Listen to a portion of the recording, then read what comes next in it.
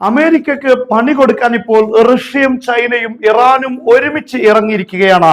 വെനിസ്വലയിൽ ആക്രമണം നടത്താൻ നിൽക്കുന്ന അമേരിക്കക്കാണ് ഈ മൂന്ന് രാഷ്ട്രങ്ങളും ഒരുമിച്ചിറങ്ങുന്നത്. വെനിസ്വല ഇപ്പോൾ അമേരിക്കയുടെ ആക്രമണത്തിന്റെ ആസന്ന ഘട്ടത്തിലാണ് എന്ന് നമുക്കറിയാം. ഈ ഘട്ടത്തിലാണ് വെനിസ്വലയുടെ പ്രസിഡന്റ് ചൈനയോടും റഷ്യയോടും ഇറാനോടും സഹായം ആവശ്യപ്പെട്ടിരിക്കുന്നത്. ഇന്നിപ്പോൾ ഒരു സൈനിക കാർഗോ വിമാനം വെനിസ്വലയിൽ എത്തിയിട്ടുണ്ട്. പ്രധാനമായും അമേരിക്കയെ ആക്രമിക്കാൻ പറ്റുന്ന മിസൈലുകൾ, അതുപോലെ തന്നെ അമേരിക്കയുടെ ആക്രമണങ്ങളെ തടയാനുള്ള GPS ജാമറുകൾ, ഇങ്ങനെയുള്ള ഇലക്ട്രോണിക് വാർ സംവിധാനങ്ങളൊക്കെയാണ് ഇപ്പോൾ വെനിസ്വല ആവശ്യപ്പെട്ടിരിക്കുന്നത്. ഇറാന്റെ GPS ജാമറുകളാണ് ഇപ്പോൾ വെനിസ്വലയിൽ പരീക്ഷിച്ചിരിക്കുന്നത്. അമേരിക്കയുടെ ഏറ്റവും പ്രധാനപ്പെട്ട സ്ട്രാറ്റജിക് യുദ്ധവിമാനമായ B-52H എന്നറിയപ്പെടുന്ന സ്ട്രാറ്റജിക് യുദ്ധവിമാനത്തിനെതിരെ ഈ ഒരു പരീക്ഷണം ഇപ്പോൾ നടന്നിരിക്കുകയാണ്. മാത്രമല്ല അമേരിക്കക്കെതിരെ ഈ ഒരു അവസരം മുതലെടുക്കാൻ തന്നെയാണ് ഈ മൂന്ന് രാഷ്ട്രങ്ങളും തയ്യാറെടുക്കുന്നത്. നമുക്കറിയാം, ഇപ്പോൾ US Air Force B-52H Stratofortress strategic bombers and E-6B Mercury aircraft, അമേരിക്കയുടെ ഏറ്റവും സ്ട്രാറ്റജിക് യുദ്ധവിമാനമായ B-52H, അതുപോലെ തന്നെ E-6B എന്നറിയപ്പെടുന്ന Mercury aircraft are heading toward Venezuela, വെനിസ്വലയുടെ മുകളിൽ എത്തുന്നു എന്ന വാർത്തയാണ് വരുന്നത്. According to defence source, at the same time the US is closing air space of the coast of Puerto Rico from November 1 to March 31, 2026. 2026 March 31 വരെ തീരപ്രദേശമായ Puerto Rico എന്നറിയപ്പെടുന്ന തീരപ്രദേശത്ത് ശക്തമായ വ്യോമ നിയന്ത്രണം അമേരിക്ക ഏർപ്പെടുത്തിയിരിക്കുകയാണ്. ഇതൊരു യുദ്ധത്തിന്റെ മുന്നോടിയായി ഉണ്ടാകുന്ന കാര്യമാണ്. അതുകൊണ്ട് തന്നെ അമേരിക്ക ഇപ്പോൾ അങ്ങനെയുള്ള ഒരു യുദ്ധത്തിന്റെ സാഹചര്യത്തിലേക്കാണ് ഇപ്പോൾ വെനിസ്വലയെ കൊണ്ടെത്തിച്ചുകൊണ്ടിരിക്കുന്നത്. വെനിസ്വല ഇപ്പോൾ coordinating drones and GPS jammers with a range of up to 1000 kilometre with Tehran.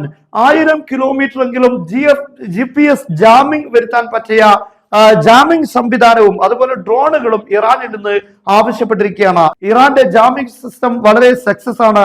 ഇത് രണ്ട് രീതിയിൽ ഇറാൻ ഉപയോഗിച്ചിട്ടുണ്ട്. ഒന്ന്, തന്റെ ഇറാനിലേക്ക് കടന്നു വരുന്ന യുദ്ധവിമാനങ്ങൾക്കും മിസൈലുകൾക്കുമെതിരെ ഉപയോഗിച്ചിട്ടുണ്ട്. രണ്ടാമത്തേത്, ഇറാന്റെ മിസൈലുകളിൽ റഡാറുകളെ ജാം ചെയ്യാനുള്ള സംവിധാനവും ഒരുക്കിയിട്ടുണ്ട്. ഇത് രണ്ടും വിജയകരമാണ് എന്ന് ലോകത്ത് ഇറാൻ തെളിയിച്ചിട്ടുണ്ട്. കഴിഞ്ഞ 12 ദിവസത്തെ യുദ്ധത്തിൽ പ്രധാനമായും ഇറാനിൽ ആക്രമണം നടത്തിയത് മൊസാദ് ഇറാൻ ഉള്ളിൽ വെച്ചാണ്. പുറമേ നിന്നുള്ള ആക്രമണങ്ങൾക്കാണ് ഇത്തരത്തിലുള്ള ഡിഫൻസ് സിസ്റ്റങ്ങളൊക്കെ വിജയകരമാവുക.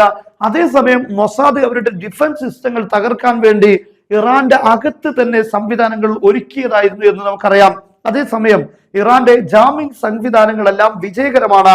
അതുകൊണ്ടാണ് വളരെ കൃത്യമായി ഇസ്രായേലിന്റെ അകത്തുള്ള ലക്ഷ്യങ്ങളിലേക്ക് ഇറാന്റെ മിസൈലുകൾ പാഞ്ഞെത്തിയത്. അവിടെയുള്ള റഡാർ സംവിധാനങ്ങളെയെല്ലാം ജാം ചെയ്തുകൊണ്ടാണ് ഇറാന്റെ മിസൈലുകൾ ലക്ഷ്യത്തിലേക്ക് എത്തിയത് എന്ന് നമുക്കറിയാം. എന്നാൽ ആ രീതിയിലുള്ള ഒരു സംവിധാനമാണ് ഇപ്പോൾ ആവശ്യപ്പെട്ടിരിക്കുന്നത് ചൈനയും അതുപോലെ തന്നെ റഷ്യയും. ഈ ഒരു അവസരം നമുക്കറിയാം, വെനിസ്വലയുടെ ഈ മാപ്പ് നമ്മൾ മനസ്സിലാക്കുമ്പോൾ ഇതാണ് വെനിസ്വല എന്നറിയപ്പെടുന്നത്. ഇവിടെ നിന്നും നമുക്കറിയാം വാഷിംഗ്ടണിലേക്ക് ഏകദേശം 3100 കിലോമീറ്റർ മാത്രമാണ് ദൂരമുള്ളത്. ഹൂത്തികളൊക്കെ തൊടുത്തുവിടുന്ന പോലെ മിസൈലുകൾ തൊടുത്തുവിടാൻ അമേരിക്കയുടെ വാഷിംഗ്ടണിലേക്കും ഏകദേശം 3500 കിലോമീറ്റർ ആണെങ്കിൽ അത് ന്യൂയോർക്കിലേക്ക് എത്തും. അതുപോലെ തന്നെ ഒരു 2000 കിലോമീറ്റർ താഴെ ദൂരം മാത്രമാണ് ഫ്ലോറിഡയിലേക്ക് വരിക. ഇങ്ങനെ അമേരിക്കയുടെ പ്രധാനപ്പെട്ട തീരപ്രദേശങ്ങളിലുള്ള പ്രധാനപ്പെട്ട സിറ്റികളെ ആക്രമിക്കുക എന്നത് മിസൈൽ സംവിധാനങ്ങൾ ഇവിടെ സജ്ജീകരിച്ചു കഴിഞ്ഞാൽ വളരെ എളുപ്പമാണ്. അതുകൊണ്ട് തന്നെ അമേരിക്ക ഇപ്പോൾ വെനിസ്വലയെ ആക്രമിക്കുന്നതിന്റെ പല ലക്ഷ്യങ്ങളുണ്ട്. പറയുന്നത് മയക്കുമരുന്നിന്റെ കാര്യമാണെങ്കിലും ഈ വെനിസ്വലയിൽ റഷ്യയും ചൈനയും ഒക്കെ ആയുധങ്ങൾ സംവിധാനിക്കുമോ എന്ന ഭയം അമേരിക്കക്കുണ്ട്. അങ്ങനെ സംവിധാനിച്ചു കഴിഞ്ഞാൽ ഈ ശക്തികളുമായിട്ടുള്ള യുദ്ധത്തിൽ അമേരിക്കക്ക് നേരെ ശക്തമായ ആണവായുധങ്ങൾ ഉപയോഗിക്കാൻ പോലും ഈ രാഷ്ട്രത്തിൽ നിന്ന് റഷ്യക്കും ചൈനക്കും എളുപ്പമാകുമെന്നറിയാം. നിലവിലെ സാഹചര്യത്തിൽ ചൈനയിൽ നിന്നോ അല്ലെങ്കിൽ റഷ്യയിൽ നിന്നോ ICBM-കൾ ഉപയോഗിച്ചിട്ട് വേണം ആക്രമണം നടത്താൻ. അതേസമയം വെനിസ്വലയിൽ വെച്ചാകുമ്പോൾ ICBM ഉപയോഗിക്കുകയാണെങ്കിലും അല്ലെങ്കിൽ യുദ്ധവിമാനങ്ങൾ ഉപയോഗിച്ചുമൊക്കെ ആക്രമണം നടത്താൻ കഴിയും. എന്നാൽ അടുത്താകുമ്പോൾ റഷ്യയിൽ നിന്നും ചൈനയിൽ നിന്നുള്ള ആക്രമണങ്ങൾക്ക് വളരെ ദൂരം, ഒരുപാട് കിലോമീറ്ററുകൾ കടന്നു വരേണ്ടി വരും. ആയിരക്കണക്കിന് കിലോമീറ്ററുകൾ കടന്നു വരണം.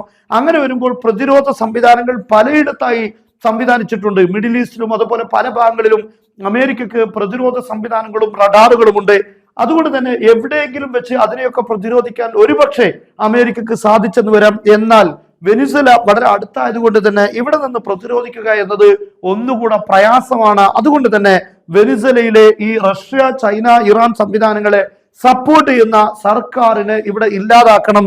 അതുപോലെ അവിടുത്തെ പ്രതിരോധ സംവിധാനങ്ങളെ തകർത്ത് കളയുക, മാത്രമല്ല അവിടെയുള്ള പ്രധാനപ്പെട്ട എണ്ണ, അതുപോലെ സ്വർണം തുടങ്ങിയിട്ടുള്ള സാമ്പത്തിക സോഴ്സുകൾ കീഴടക്കുക, ഇങ്ങനെയുള്ള ലക്ഷ്യങ്ങളൊക്കെ അമേരിക്കക്ക് ഈ ആക്രമണത്തിൽ ഉണ്ട് എന്ന് നമുക്ക് മനസ്സിലാക്കാൻ സാധിക്കും. എന്തായിരുന്നാലും വെനിസ്വേല ഇപ്പോൾ ഈ 3 രാഷ്ട്രങ്ങളോട് സൈനിക സഹായം ആവശ്യപ്പെട്ടിരിക്കുകയാണ്.